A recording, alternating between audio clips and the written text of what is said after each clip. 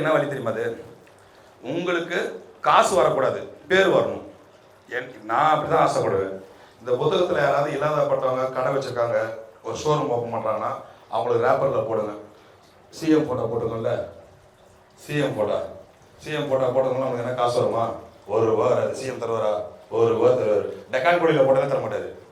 அப்படியே போட்டு பார்த்தியும் அந்த இடத்துல அவரை போடலாம், அந்த வியாபாரியை. புரியுங்களா?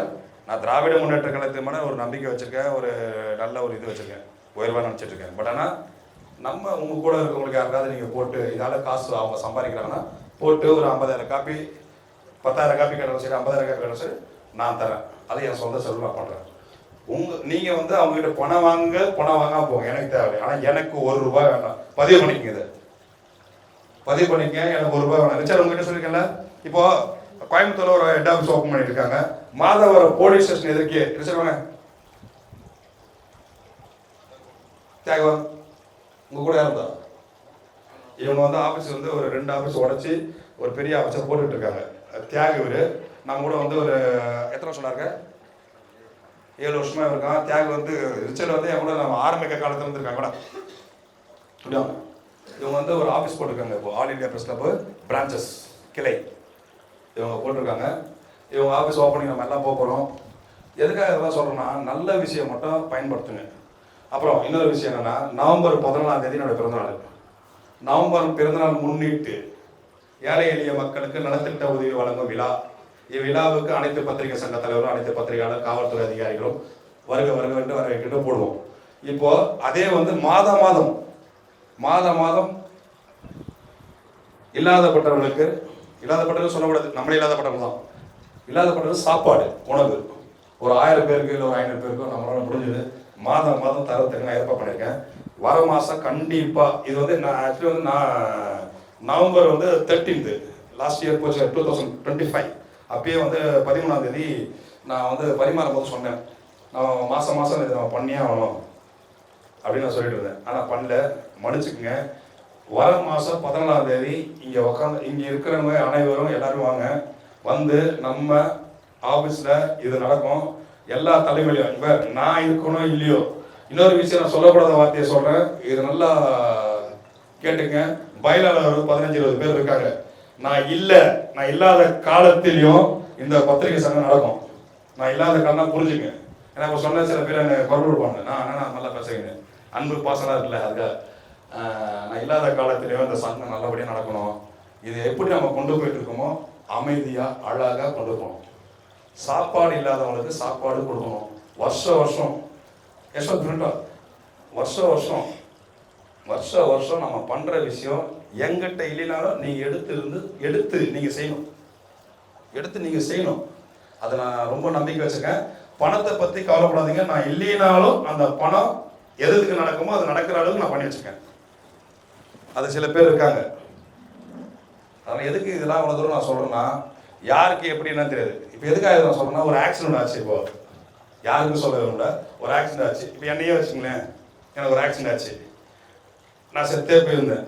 என்ன பண்ணிருப்பீங்க? இந்த மீட்டிங் நடந்திருக்குமா? எனக்கு ஆக்சிடென்ட் ஆகிற ஒரு இடத்துல ஆக்சிடென்ட் ஆகிற அன்னைக்கு இந்த புத்தகம் வருது. யாருக்கோ இந்த புத்தகம் கொடுக்க முடியல.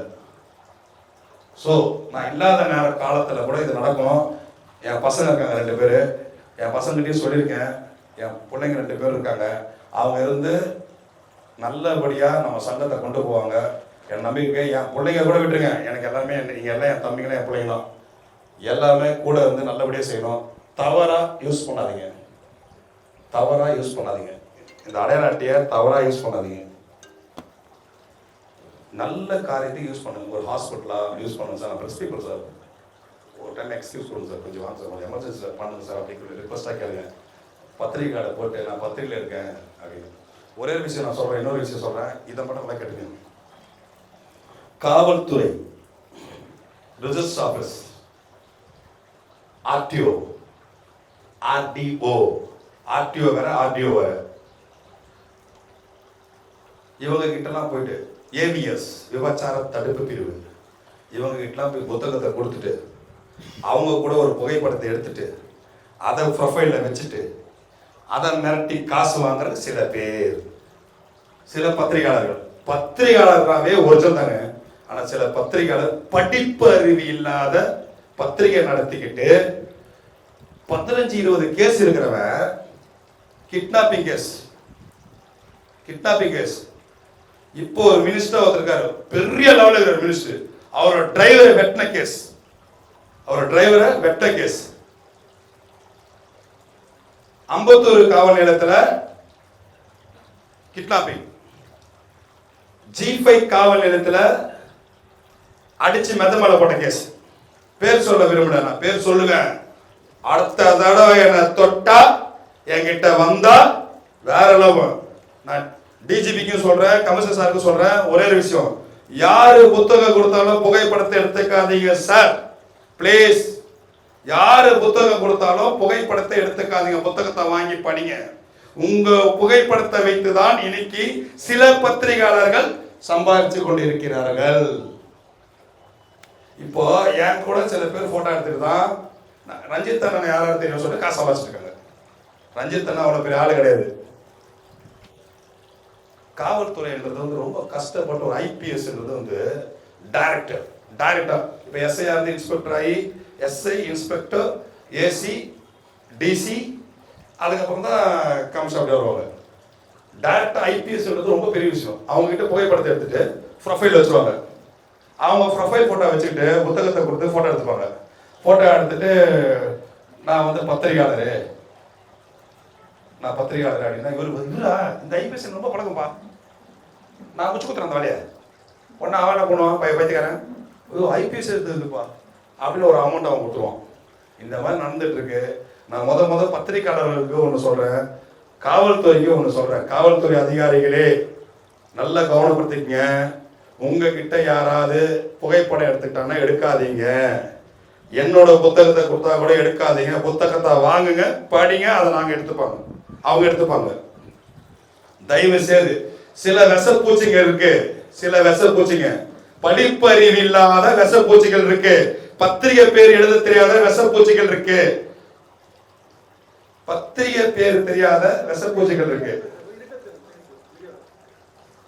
எதுக்காக சொல்றேன், திரும்பி சொல்றேன் கேட்டுங்க.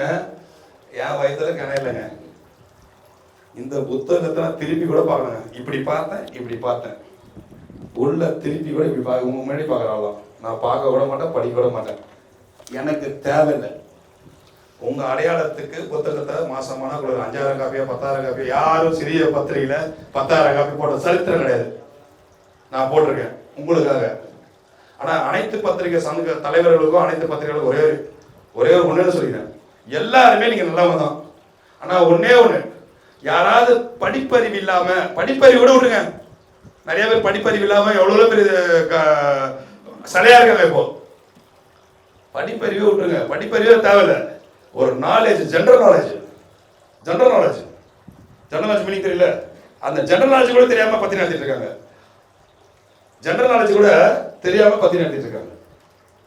எதுக்காக இதை நான் சொல்ல தெரியுங்களா? இவ்வளவு தூரம் கெத்தா திமிரா பேசுறதுக்கு காரணம் தெரியுமா? பாவம் காவல்துறை.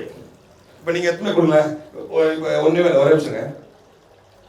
பாய் எதிரிங்க, இவர் வந்து பிரியாணி கடை வச்சிருக்காரு. இவர் டிசி கிட்ட பேட்டி எடுத்திருக்காரு, புலாதோட டிசி கிட்ட பேட்டி எடுத்திருக்காரு. இவர் பத்திரிகையாளரா பிரியாணிக்காரா? இவர் வந்து இப்ப எங்கிட்ட வந்து சேலரி இல்லாம ஒர்க் பண்ற சோசியல் ஒர்க்கர். இவர் வருஷம் நான் பிறந்தநாள் பண்ணும்போது அவரால் முடிஞ்சது அந்த பிறந்தநாளுக்கு ஒரு ரன் கடை கொடுக்குறாரு. எனக்கு கொடுக்கல, எனக்கு கொடுங்க, அந்த ஏழைகளுக்கு கொடுக்குறாரு. ஓகேங்களா? அவர் ஒரு சோசியல் ஒர்க்கர். ஆனா உண்மையாலுமே வந்து அவர் எழுதுவார் படிப்பார். டெக்கான் படிக்க டைம்ஸ் ஆஃப் இந்தியா கூட படிப்பார். அந்த மாதிரி ஆள் தான் நம்ம கூட இருக்காங்க இப்போ. ஆனா ஒண்ணுமே தெரியாம ஒருத்தர் சில பேர் என்ன பண்ணுவோம்னா பத்திரிகையில, இப்போ என் கூட பத்திரிக்காரங்க என்னன்னா எப்படி சொல்றதுன்னா, என் சங்கத்தில் இருக்கவங்க எப்படி இருப்பாங்கன்னா, தமிழ் தலைமை பத்திரிகை ஆல் இந்தியா பிரசிடென்ட்,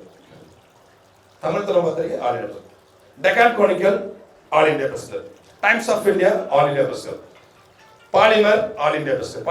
பாலிமர் டிவில இருக்கிறவங்க மெம்பரா இருப்பாங்க, தந்தி டிவில இருக்கிறவங்க மெம்பரா இருப்பாங்க, ஒரு சிறிய பத்திரிகை இருக்கிறவங்க என் சங்கத்தில் மெம்பரா இருப்பாங்க. இப்போ பத்திரிகையாளர்கள் எப்படி நடத்துறாங்க தெரியுமா? சங்கனா என்னவே தெரியாது. உங்களுக்கு எக்ஸாம்பிள் சொல்ற, சங்கனா யாரும் தெரியாதுன்னா தெரிஞ்சுக்கங்க. முதல்ல எக்ஸாம்பிள் பேசட்டுமா? சங்கம் மீனிங் என்ன தெரியுமா? சங்கம் எதுக்காக நடத்துறாங்க? பத்திரிகை வந்து புத்தகம். சங்கம் நடத்துறாங்க. இப்போ எக்ஸாம்பிள் சொன்னா ஒரு மல்லிகை கடை இருக்கு. ஒரு மல்லிகை கடைக்கு ஒருத்தன் தாக்கிட்டான். மல்லிகை கடையில வந்து ஒரு ரவுடி பையன் போய் தாக்கிட்டான். குடிச்சிட்டு போய் தாக்கிட்டான். மது அருந்திட்டு போய் தாக்கிட்டான். அந்த மல்லிகை கடைக்கு யார் வந்து சப்போர்ட் பண்ணுவா? காவல்துறையா? இல்ல அந்த மல்லிகை கடை அண்ணன் தம்பி அம்மா அப்பா அண்ணன் தம்பிங்க யாருன்னா அந்த வியாபாரி சங்கம் தான் நம்ம. புரியுதா? சில பேருக்கு அது தெரியாம சங்கத்தை வச்சுக்கிட்டு பூக்கடை பாலு தேங்காய் கடை பாலு அப்படின்னு வச்சுக்கிறாங்க. கட்டுமா? கடவா? அந்த மாதிரி ஒரு சங்கம் ஒன்று ஆரம்பிச்சு பூக்கடை பாலு, பேர் தப்பா சொல்றேன், தெரியக்கூடாதுல்ல, நம்ம யாரும் தாக்குறது தெரியக்கூடாது. படிக்காத முண்டம் தான் வாட்ஸ்அப்ல போடும். அதை நான் வாட்ஸ்அப்ல போட்டு 9 கேஸை போடுவேன். அந்த டாக் DOG நாய் வாட்ஸ்அப்ல போடுவேன். அந்த நாயை நான் போடுனா போட மாட்டேன். நான் போட்டு இப்போ என்னை வந்து ரிமாண்ட் பண்றாங்கப்பா, டிஜிபி ஆபீஸ்லயோ கமிஷன் ஆபீஸ்லயோ வந்து ரிமாண்ட் பண்றாங்க. என்ன நோக்கி என்ன தாக்குறாங்கன்னா என்ன நோக்கி 4000 பேர் வருவாங்க. வர மாட்டாங்களா? எனக்கே தெரியும் வருவாங்க. நான் இப்போ கூப்பிட்ட குரலுக்கு ஒரு 200 பேர் 300 பேர் வரீங்க. எதுக்காக சொல்றேன்னா, ஒரு டாக் வந்து என்ன பண்ணிச்சுன்னா, இங்க இருக்கிற டாகு நம்ம இந்த மைக்ல பேசுறது நம்மள எல்லாம் கேட்ச் பண்ணிட்டு வெளியே இடத்துல போய் வித்துருச்சு. இது வியாபாரமா ஆக்கிடுச்சு. வியாபாரமாக்குறது வந்து ஒரு டெக்கான் கொடிக்கோ, டைம்ஸ் ஆஃப் இந்தியாவோ, தினத்தந்தியோ, தினமலர் எக்ஸெட்ரா எக்ஸெட்ரா எக்ஸெட்ரா அங்க பண்ணிதான் பரவாயில்ல. எங்க பண்ணிக்க தெரியும்? அது ஒரு இத்து போனவங்கிட்ட போய் பண்ணி அது என்ன பேசிருக்குன்னா, இப்போ உன்னை திட்டுறேன், உன்னை அசிசியமா திட்டுறேன், யார உன்னை திட்டுறேன், அதுக்கு என்ன செக்ஷனு 294B, உன்னை கேவலமா திட்டது. ஏன்னா என்ன நீ அவமானப்படுத்திட்ட. ஏன் அடையாள அட்டையை வைத்து, என் புகைப்படத்தை வைத்து ஒயின் ஷாப்பு, விபச்சார தடுப்பிரிவு, பியூட்டி பார்லரு இங்கெல்லாம் வச்சு காசு வாங்கிட்டு வந்துட்டேன். அதுக்காக நான் கேவலமா அசிசியமா திட்டினேன். அதுக்கு வந்து 295B அவதூறாக பேசுறதுக்கு போடுவாங்க. அது நான் என்னன்னு தெரியுமா கண்டுபிடிக்குது? இது காவல்துறை மாதிரி நான் போடுவேன் கேஸ். இப்போ காவல்துறை என்ன பண்ணிருக்காங்கன்னா, கொலை மிரட்டல் கொடுத்துக்கிறாங்க. கொலை மிரட்டல் எப்படி கம்ப்ளைண்ட் வாங்கலாம்? ஆனால் காவல்துறை சப்போர்ட்டா தான் பேசுறாங்க. சார் நீங்க எவ்வளோ கேவலமா பேசிருக்கீங்கன்னா, நீங்க எவ்வளோ அவமானப்பட்டிருப்பீங்க சொல்லுங்க சார். அவன் நினைச்சுன்னா வேற எஸ்ஐ கிட்ட தான் பேசிட்டு போடுவாங்க. எஸ்ஐ ஒரு மேடம் இருந்தாங்க, அந்த மேடம் தான் பேசிட்டு போயிட்டு நினைச்சான். நான் வந்து மேலிடத்துல இருந்து பேசி தான் ஸ்டேஷன் உள்ளே போனேன். மேலிடத்துல பேர் சொல்ல விரும்பல, லைவ்ல தானே போகுது, மேலிடத்துல பேர் சொல்ல விரும்பல. இவங்க எல்லாம் போனதுக்கு அப்புறம் தவளை தன் வாயால் கெடும், தவளை தன் வாயால் கெடும். புரியுதா சொல்றது? அப்படின்னா சும்மா இருக்கணும் என்னைய நோண்டி விட்டாங்க. அது ஏதோ ஒன்னா நம்பர் ஆட்டிட்டு விபச்சார தடுப்பு பிரிவு, ரேஷன் கடை இங்கெல்லாம் காசு சம்பாதிச்சுச்சா, இதெல்லாம் போயிட்டு பெரிய அதிகாரிட்ட சொல்லிட்டேன். புகைப்படத்தோட மாட்டிச்சா எதுக்காக சொல்ல நம்ம ஆளுங்க யாருக்கும் தவறு பண்ணிடாதீங்க. அதுக்காக தான் என் வயிற்றுல கிணம் இல்லை, நான் போக மாட்டேன். என்கிட்ட பிஸ்னஸ் இருக்கு, நான் பண்றேன். நான் பிஸ்னஸ் பண்றேன். இது ஒரு நல்ல ஒரு பேர் பத்திரிகைனா அப்படின்ட்டு வச்சிருக்கேன். அழகான பேர் ஆல் இந்தியா பிரஸ் கிளப். அதுக்கு எடுத்துடக்கூடாது. சில பேர் அப்படி பண்ணிட்டு இருக்காங்க. இந்த பத்திரிகை பேரை தயவுசெய்து கேட்டுறதுங்க. அமர் எதனா பேச விரும்புங்களா? இங்கே சில பேர் இன்னொன்று சொல்கிறேன், யாரும் நான் சொல்ல விரும்பல. சில பேர் 2-3 பேர் இருக்காங்க. என் பத்திரிகை பேரை காமிச்சோ, என் புத்தகத்தை காமிச்சோ என்னை அவமானப்படுத்தும் நினைச்சாங்கன்னா புழல் ஜெயில கண்டிப்பாக பார்க்கணும். போங்க, புத்தகத்தை கொடுங்க, அதிகாரிகிட்ட புத்தகத்தை கொடுங்க, அந்த அதிகாரிகிட்ட இப்படி கொடுங்க, அந்த அதிகாரி அப்படியே புகைப்படத்தை கொடுங்க, வாங்க. நீங்க போய் பக்கத்துல போய் போட்டோ எடுக்கணும். சரி, நீங்க பக்கத்துல அந்த அதிகாரி கிட்ட நீங்க பக்கத்துல போய் போட்டோ பிடிக்கிறீங்க. ஒரு காலத்துல 15-20 வருஷத்துக்கு முன்னாடி நானே உட்காந்து கேட்பேன், ஜெய் ஒரு 15 வருஷத்துக்கு முன்னாடி நாங்களே போய் ஐயோ இவர்கிட்ட போட்டோ பிடிச்சாங்களா இருக்குமே, அவர்கிட்ட போட்டோ என்ன கிடைக்கும்? 0. அதிகாரி என்ன பண்ணுவாங்க? ஒன்னே பண்ண விடாங்க, அவங்க வேலையை அவங்க பார்த்துக்குவாங்க. ஆனா பாவம் நீங்க என்ன பண்றீங்க? இதுல யாராவது என்ன பண்ணுவாங்கன்னா அக்யூஸ்டுக்கு அடையாள அட்டை கொடுத்துருவாங்க. அந்த அக்யூஸ்ட் போய் காவல்துறை அதிகாரிகிட்ட போய் போட்டோ பிடிச்சிடும். அந்த காவல்துறை என்ன பண்றாங்க தெரியுமா? அவங்க ஸ்டில்லாம் கொடுத்துருவாங்க, அழகா ஸ்டில் கொடுத்துருவாங்க. கொடுத்துட்டு அதுக்கப்புறம் இல்ல மேல் அதிகாரி கேட்பாரு, டிஜிபி கேட்பாரு, கமிஷனர் கேட்பாரு, ஜேசி கேட்பாரு, டிசி கேட்பாரு, ஏசி கேட்பாரு, inspector of police, SI, constable அப்படியே வருவாங்க. அப்படியே கேட்டுட்டே இருப்பாங்க. புரியுதா? கேட்டுட்டே இருப்பாங்க. என்ன ஆகுனா, ஏய் உனக்கு அறிவில்லையா, அவனே ஒரு அக்யூஸ்டு, அவனை போய் புகைப்படுத்துறதுக்கு அப்படின்வாங்க. அப்பதான் தெரியும் அக்யூஸ்டுன்னு. அதான் எதுக்கு சொல்றேன்னா, இதுல யாருமே நம்ம பத்திரிகை பார்த்தா பயப்படணும். நல்ல விஷயங்களை போடுங்க. காவல்துறை அதிகாரி கலாய்க்காதீங்க, பண்ணாதீங்க, எதுவும் பேசாதீங்க.